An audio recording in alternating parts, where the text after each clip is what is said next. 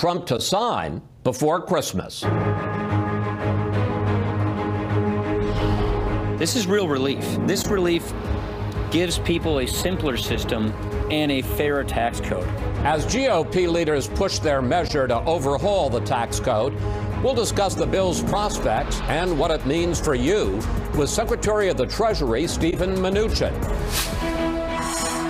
Then, Democrat Doug Jones wins in Alabama, putting even more pressure on the GOP to pass tax reform before he gets to the Senate. It would be wrong for Senate Republicans to jam through this tax bill without giving the newly elected senator from Alabama the opportunity to cast his vote.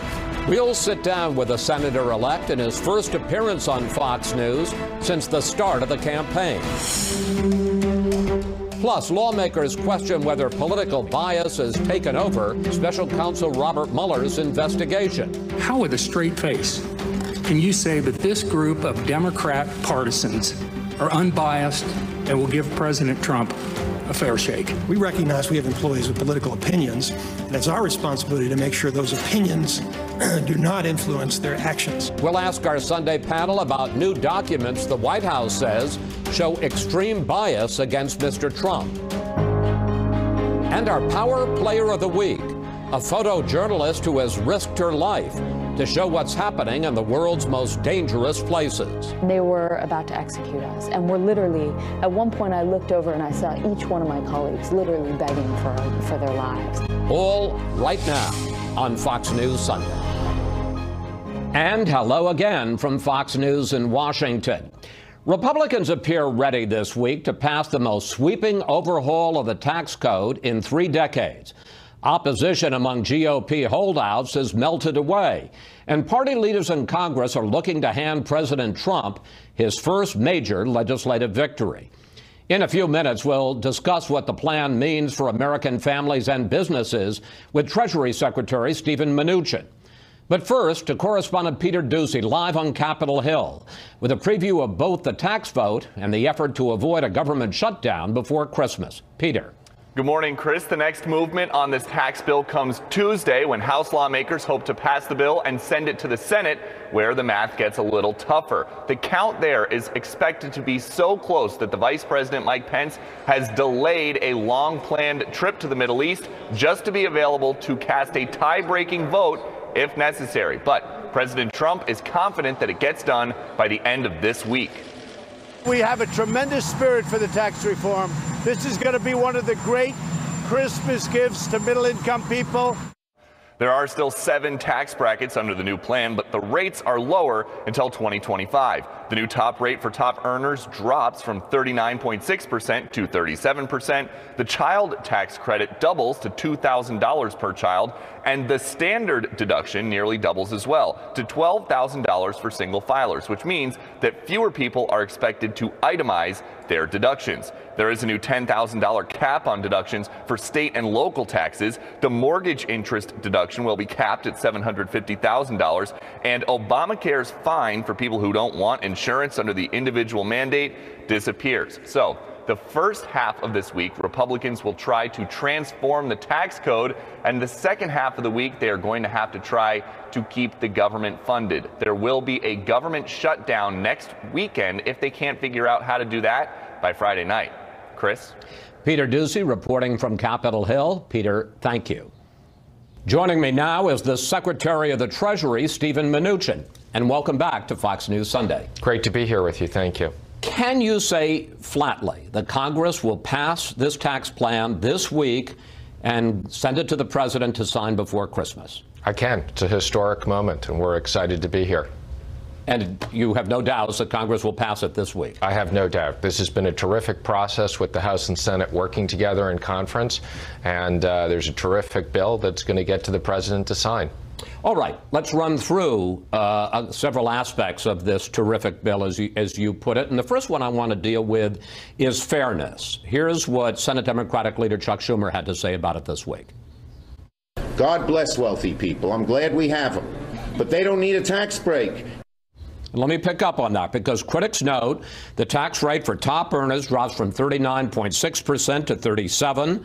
The corporate tax rate is cut from 35% to 21%, and the owners of so-called pass-through companies get a 20% deduction. The Tax Policy Center analyzed the earlier Senate bill, which did not even have all of those provisions, and said the top tenth of 1% of taxpayers would get 42% of the benefits. Question, Mr. Secretary, do wealthy Americans need all of those tax breaks? Well, Chris, first of all, the reason why we're lowering the top rate is because we're getting rid of lots and lots of deductions. And there's a big part of the country that has state and local taxes that we're getting rid of. Matter of fact, Schumer's been complaining about taxes going up on rich people in New York. So it's just not the case that there's all those taxes going to rich people. And what about all the other aspects of it and the analysis for the Tax Policy Center, 42% of the benefits to the top 1%? Well, I don't agree with those numbers. What this is all about is middle-income tax cuts. Matter of fact, I researched, you grew up in Chicago, the median person, family that makes $50,000 is going to get extra money back, close to $2,000, and a family making $150,000 in Illinois is going to get over $4,000 back. That's very meaningful, and people are going to see these tax cuts starting in February because we have the IRS already working on new tax tables.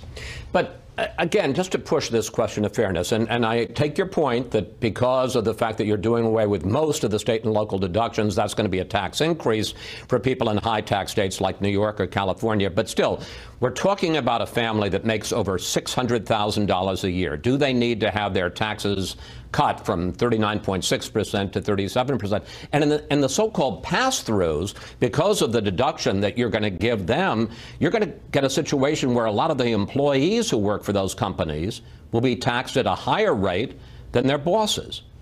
Well, let me just say, pass-throughs are the engine of growth in this country. And this is about creating the lowest tax rate for pass-throughs since the 1930s. That is going to be massive, massive economic growth. And it's about fixing a broken business tax system. We've had one of the highest corporate rates in the world, with companies leaving trillions of dollars offshore so that they don't have to pay taxes. This is a historic event to fix a broken tax system. But what about the point I just made, that you could end up with employees of these pass-throughs? And these are companies that are not formal corporations, and the owners of them end up paying their taxes through the individual tax rate, not the corporate tax rate. The idea that you could have employees paying at a higher tax rate than the owners of those companies. Chris, you know, it's a very complicated tax system, and this is about simplifying it. So the reason why we have the pass-through tax break is because we believe there'll be about $4,500 in wage growth that will go back to workers. So this is all about creating a tax system that's good for workers, good for working families. Let's talk about the point you just brought up, because that was one of the other aspects that was a big selling point, that you're going to be making the tax code simpler. And in fact, there was an event that I want to show where President Trump met with top congressional leaders and talked about this is going to be so simple, you're going to be able to file your tax return on a postcard. Take a look. Postcard, Mr. President. Oh, wow. Here we got postcards. Great job. Thank you very much. I didn't know I was going to be given a prop. But analysts say that, in fact, the GOP tax plan, you didn't end up cutting out all of those deductions, makes the tax system more complicated for millions of Americans, especially those involved in these pass-through companies who are going to have an even more complicated tax system to deal with and are not going to have any chance of looking at filing on a postcard. Chris, that's just not the case. I couldn't be happier overseeing the IRS. Over 90% of Americans are going to fill out taxes on that postcard or a virtual electronic postcard. This is about simplifying taxes and simplifying the business system. So there will always be people who complain that are losing tax breaks, but this is about making it simple for the American public. I want to press on that, because that's a new number. I'd heard that originally, but you're still saying over 90% of Americans will be able to file on a postcard. Absolutely. They'll take the standard deduction, and that's what they'll file with. And we're in the process already of designing new forms so that Americans don't have thousands of pages of tax forms. Let's turn to the deficit. Your Treasury Department issued a one-page statement this week that was pretty controversial. You said the combination of tax cuts, rollback of regulations, infrastructure, and welfare reform will not only pay for tax reform, but reduce the debt net by $300 billion over 10 years. But the nonpartisan Joint Committee of Taxation, the analysts for the Congress, say even assuming growth, the tax plan adds $1 trillion to the deficit. And the head of the Committee for a Responsible Budget says that no one should believe the one-page statement that your Treasury Department put out.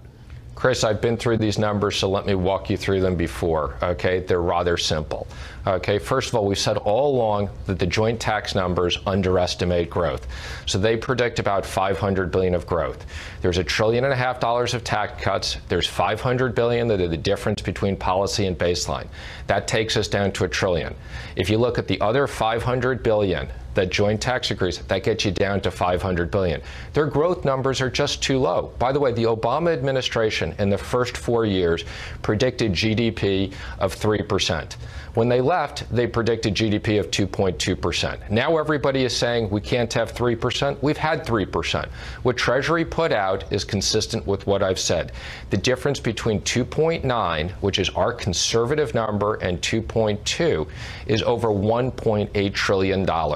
And that's what the report shows. Now, the president, as he was on the South Lawn on Friday, started talking about, I guess it was yesterday when he was on the South Lawn, said 4, 5, 6% growth. You're not really you don't really believe that, do you? I think we could have quarters of 4, 5, 6% growth. I don't think we'll have that over 10 years, and that wasn't what the president meant, but we will have periods of high growth. We've already seen it if it weren't for the hurricane. And you think that this tax bill is going to turbocharge the economy to that extent? Absolutely. You've already seen this. You see the stock market at record highs. You see average workers that see their 401ks go up. They already have more money for savings. They're going to get more money in their pockets. This is going to be the largest change in fixing a broken tax system that we've ever had. People said we couldn't do it. We will do it, and I couldn't be more excited to see the president sign it this week. In the time we have left, I want to talk to you about two other issues. President Trump is going to release his national security strategy tomorrow, and there are reports that in it he will accuse China of engaging in, quote, economic aggression.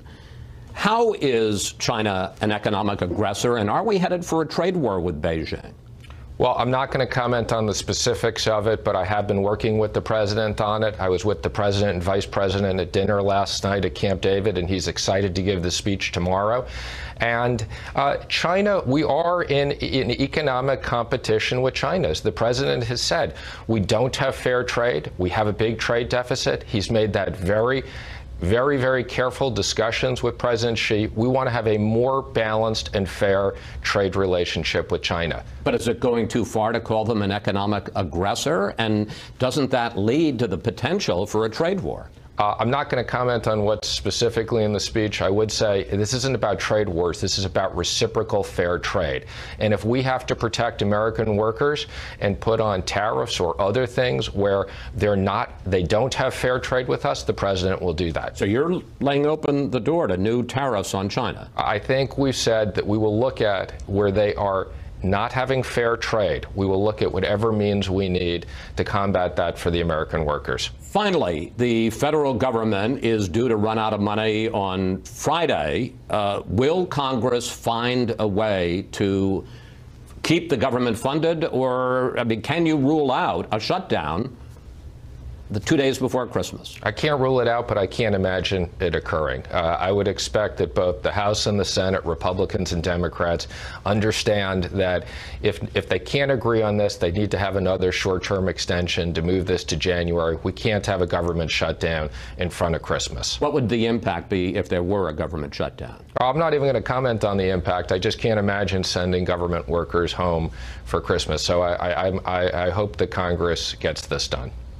Final question, as somebody who's relatively new to Washington, when you talk about a 2-week extension, another 2-week extension, is this any way to run a government? Well, that's something we'll talk more about, Chris. Hopefully we'll look at reforms for different things next year. Always a pleasure to talk to you, sir. I appreciate that you take our questions and you answer them directly. Secretary Mnuchin, thank you. Thanks for coming in. Always good to talk with you, sir. Great to be here. Thank you. Up next, we'll bring in our Sunday group to drill down into the Republican tax plan and what it means for you.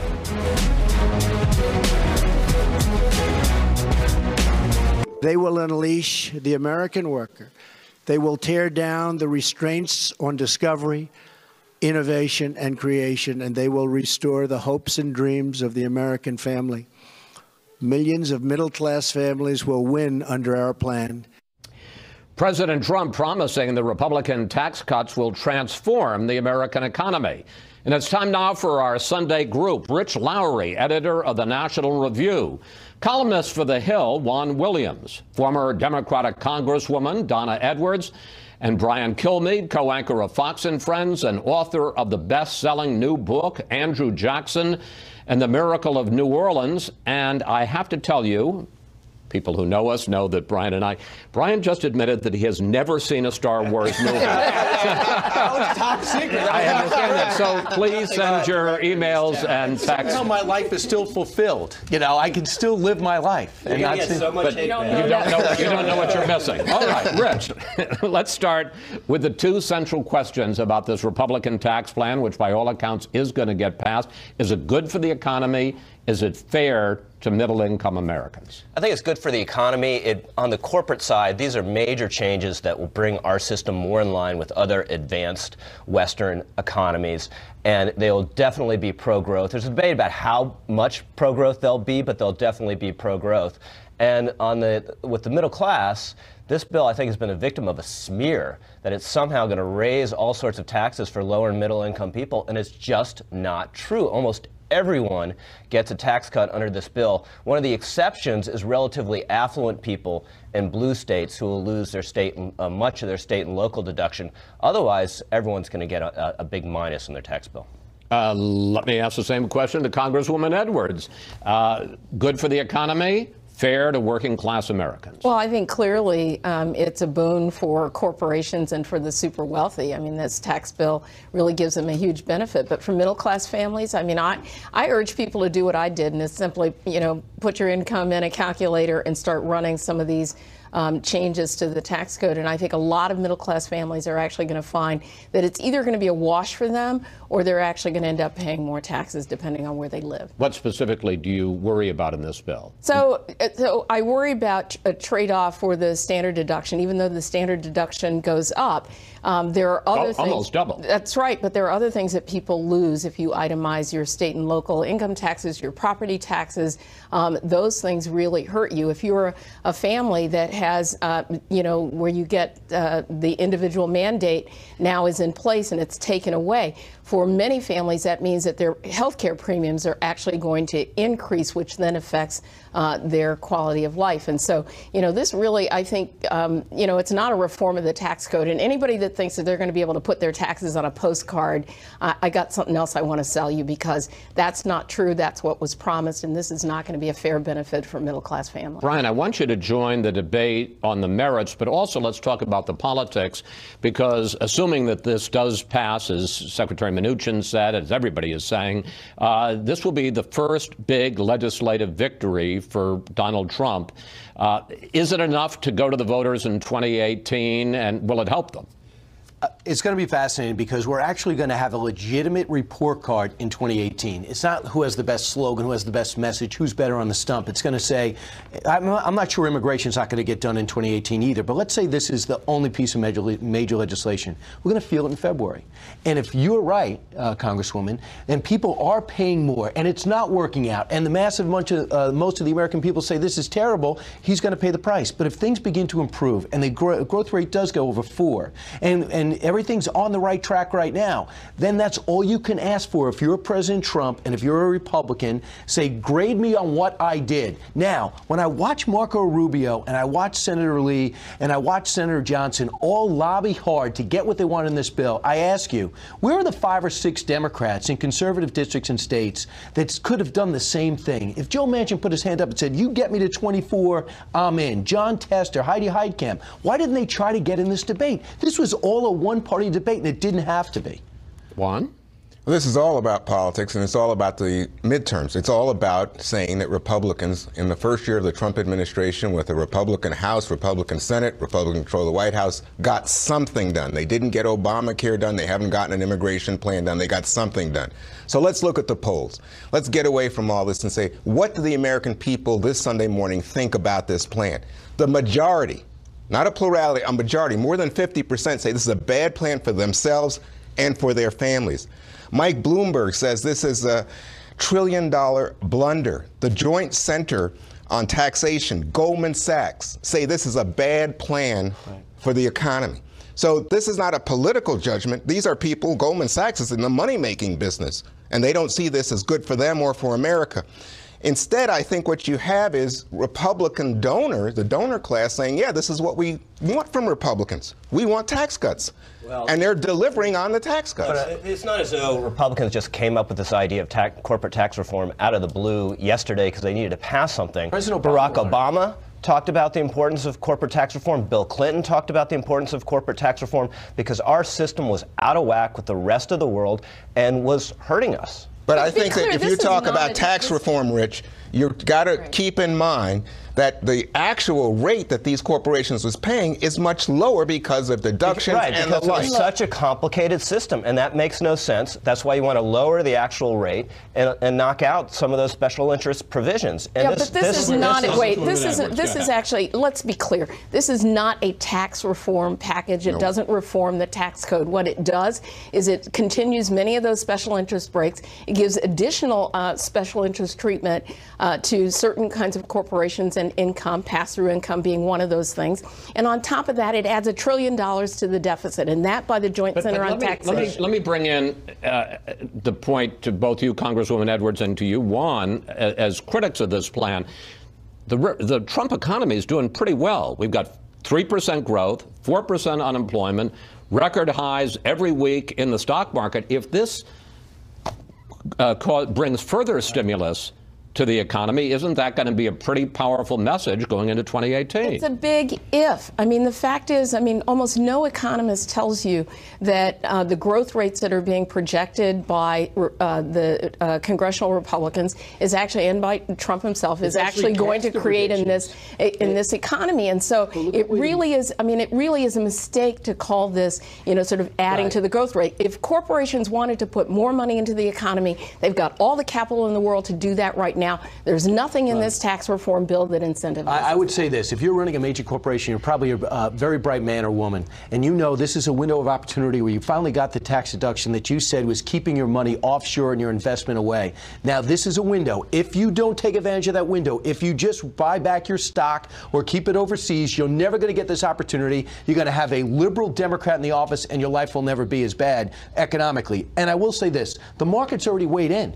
The prospect of having this passed boomed the market, and it continues to rise. So Mike Bloomberg, who wants to take your guns and take away the combustion engine, also wants to be against Donald Trump. He hates Donald Trump. The minute you jumped the broom there and started talking about guns, I understand that you're in a losing position, No, you understand. He wants to hurt Donald Trump any way he can. This is not. Look, let's just talk about taxes. Let's forget the politics of sport aspect of this and talk about the reality. The reality is we have a very good economy right now. Stock market booming, low unemployment, good GDP that's growing. We're still struggling with wages and workforce participation.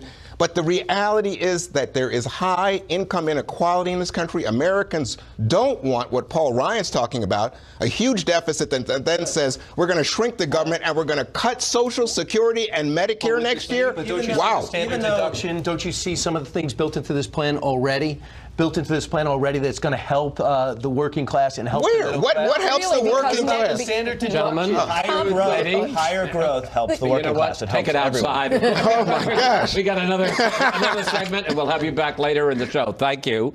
Up next, Senator-elect Doug Jones. We don't want to miss him. His first appearance on Fox News since the start of the campaign on what he wants to do in Congress after his upset victory in Alabama. That was great. Ron. Judge Roy Moore still refuses to concede in Alabama. We are indeed in a struggle to preserve our republic, our civilization, and our religion.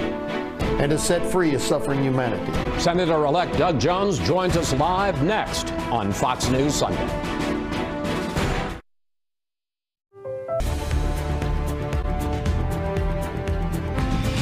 Doug Jones pulled off a stunning upset this week, becoming the first Democrat elected to the Senate in deep red Alabama since 1992. While his opponent, Judge Roy Moore, vows to fight on, President Trump called Doug Jones to congratulate him. The senator-elect joins us now live.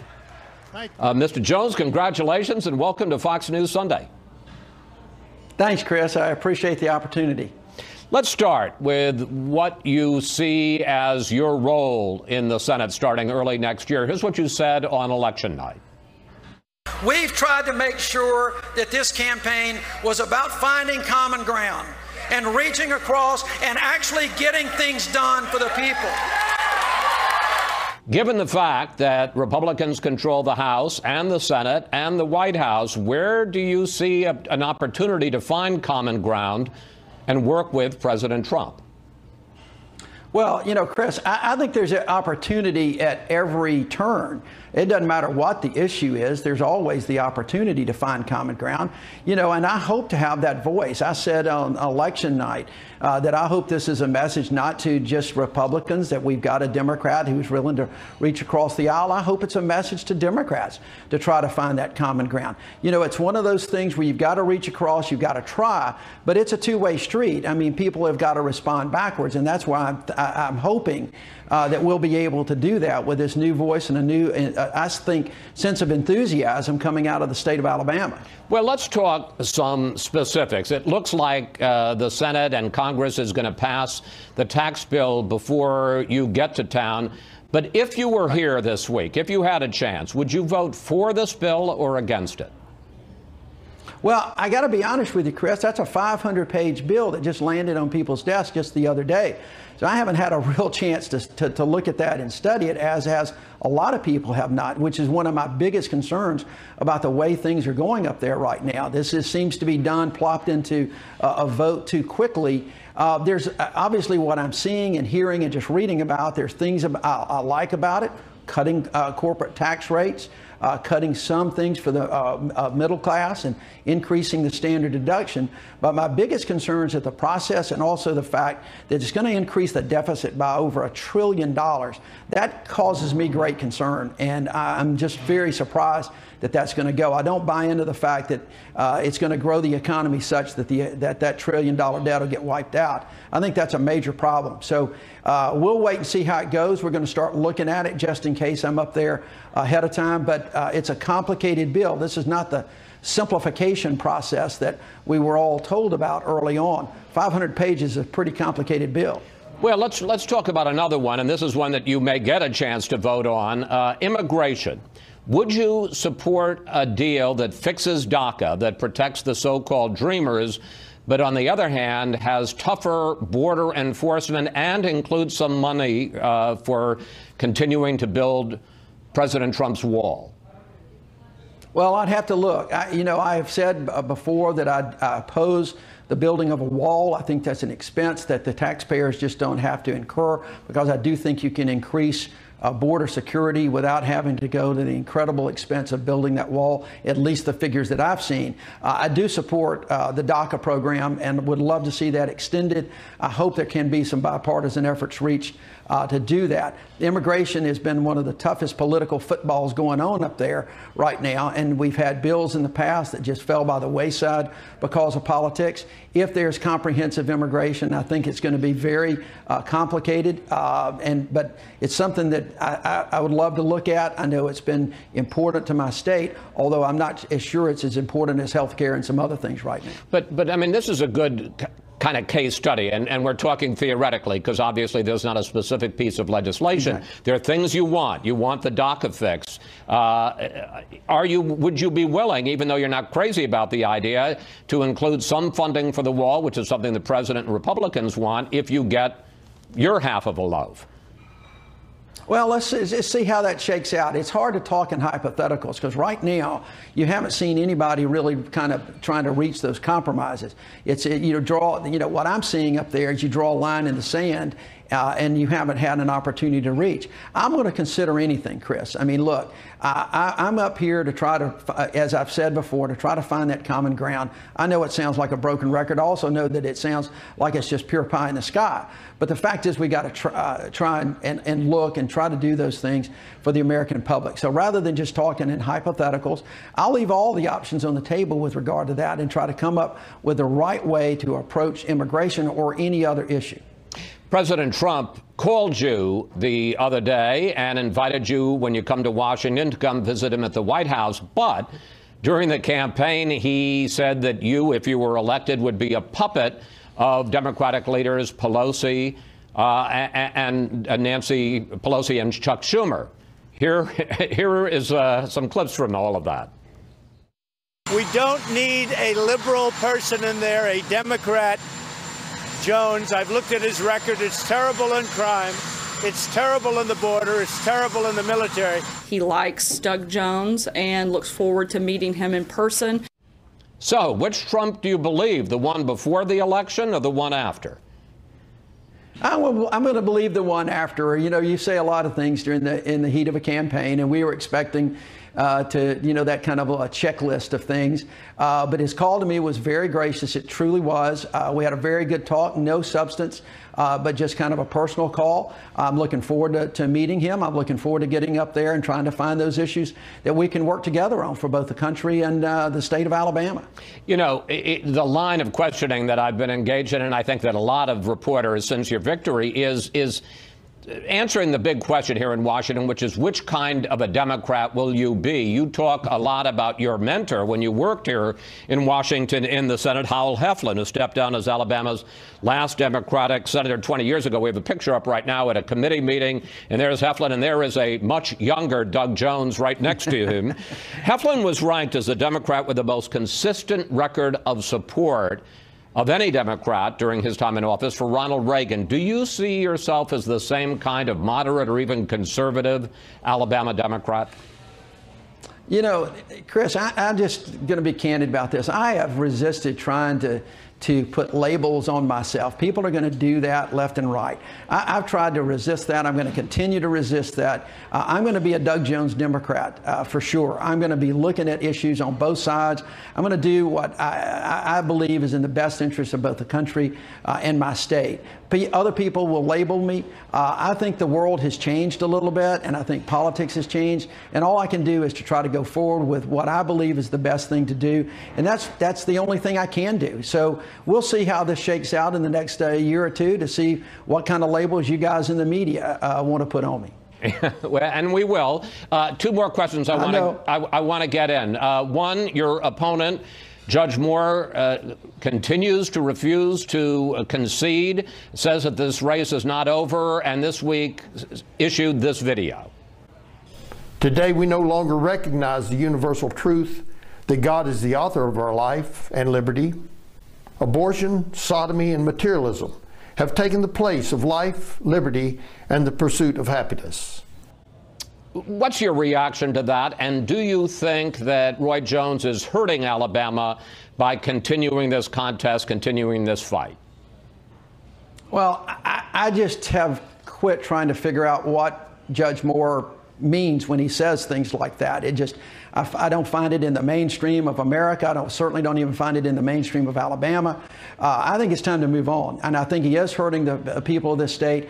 I've told folks I want to try to represent everyone. I'm not going to be a senator which people are going to agree with 100% of the time. But I am going to be the kind of senator that people can talk to, that we can reason with. I want to get an education from them. I want to educate the people. So I do think it's hurting. I think it's time to move on. And let's get beyond this divisive kind of rage the war rhetoric that you hear from him and others.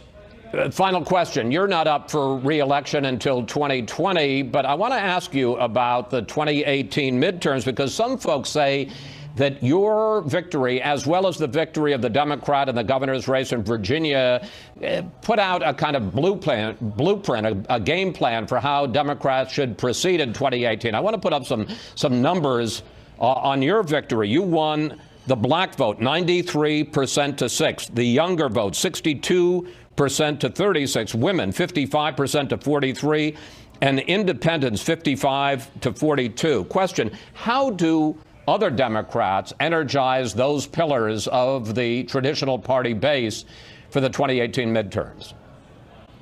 Well, you know, Chris, I think that anybody that runs for office ought to talk to those people. I think that was one of the things that we did early on in our campaign. We went straight on issues.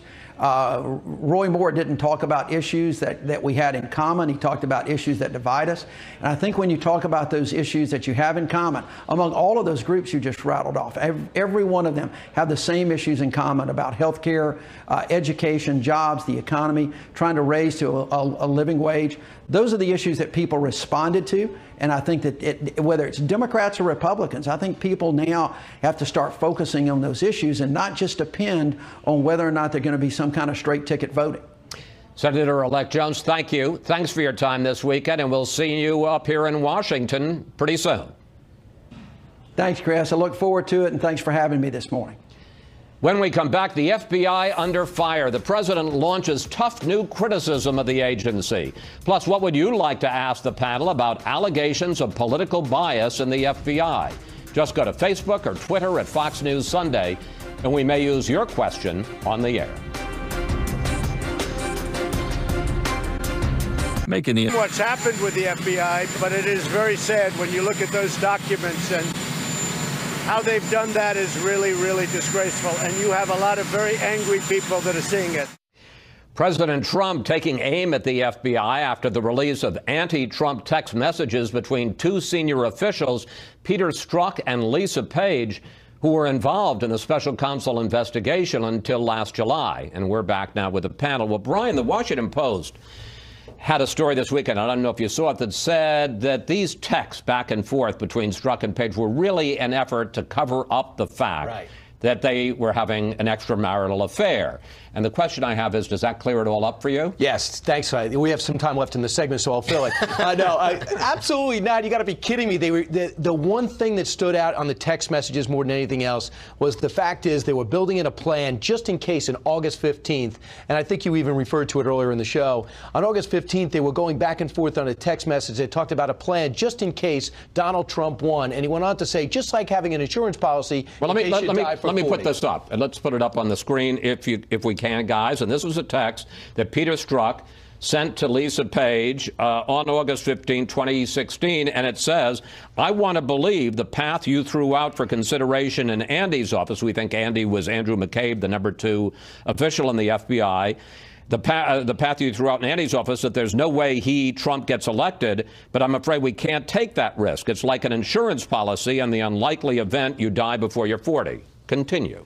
What I'm trying to say is for any Republican who was worried or on the fence that there might have been some bias amongst the top level of the FBI when it comes to the investigation and against his candidacy, that is proof positive, unless they're referring to Andy Griffith, who starred in Matlock, as well as his own black and white TV series, who had a lot of success. But I couldn't see those. Proof positive of what? Proof positive there was an anti-Trump bias at the top, and Peter Strzok is all around this investigation, enough to make you want to probe, and that's what Jim Jordan indicated that Bob Goodlatte is going to be doing when we get back from Christmas break. We asked you for questions for the panel, and we got this as a tweet from John H. Converse, who writes, we demand the military be apolitical on duty, even though we allow them to have political ideology. Is it too much to demand the same of the FBI, IRS, DOJ, Department of Justice? One, how do you answer John and Brian? Well, just as the military has political opinions, so do people who are jurors, who are lawyers,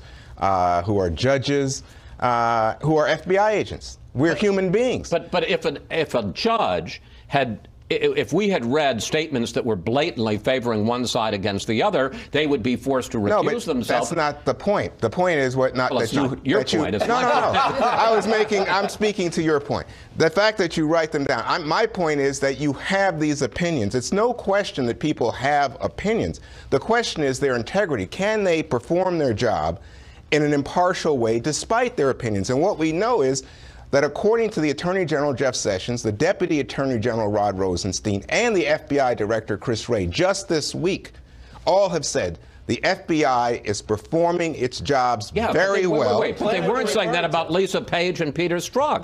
This is a total distraction. Let me just say, this whole discussion is so interesting to me because it's all part of the Trump legal team assault on the integrity of law enforcement in this country, intended to distract Not people, the rank and file. distract people from the investigation into ties between the Trump campaign and its officials and Russian interference. And this is all a setup potentially to fire Bob Mueller. We'll get to that in a minute. Deputy Attorney General Rod Rosenstein testified before Congress this week, and he took some heavy fire from Republicans on just this issue. Take a look. How, with a straight face, can you say that this group of Democrat partisans are unbiased and will give President Trump a fair shake? We recognize we have employees with political opinions, and it's our responsibility to make sure those opinions do not influence their actions. And we hope that he was able to clear the frog in his throat. But Congresswoman, look, nobody is talking. This is a red herring. Nobody is talking about the FBI in general. Everybody agrees that it's a good, solid agency. We're talking about individual actors here.